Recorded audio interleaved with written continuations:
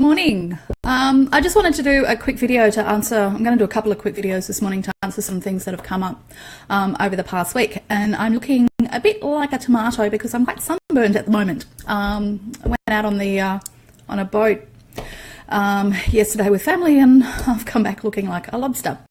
First of all, I want to talk about lead times in business. And the more specialised your niche, the longer your lead time is going to be. And that becomes a juggling act because you start second guessing yourself, is what I'm offering the market appropriate, etc. It also comes down to balancing your need for cash flow.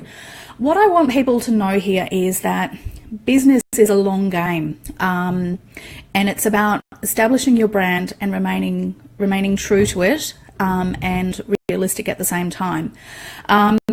What I mean by that is, if we have a hairdressing business come on board, we can monetize that business quite quickly.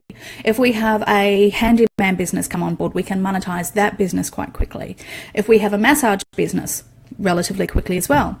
But let's then go to reflexology, which is it's got an education component as well, because not everybody knows what a reflexologist is, or what it is they do. So that can take longer to monetize and get traction. I liken it to getting a critical mass. So you can get feedback that yes, you're moving in the right direction, and people are excited about your business, but are they prepared to put their cold hard cash on the table and experience your service? It takes 7 to 11 impressions before your business is really even recognised, for want of a better description. So the more specialised your niche, the longer it's going to take, and it becomes a balancing act as to how long you can sustain that. I suggest to people that they get their branding right, they work out their ideal client, and go through an avatar process, which is, who is your ideal client, and what are their what makes them an ideal client? Do they have an interest in what you're offering? Do they have the money, the disposable income to purchase your product? Establishing whether your product is a want or a need. If it's a need, that's usually monetized much easier.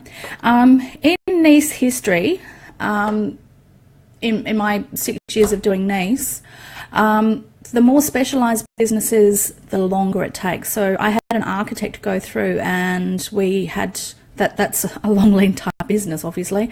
We had to juggle things, etc., for viability purposes.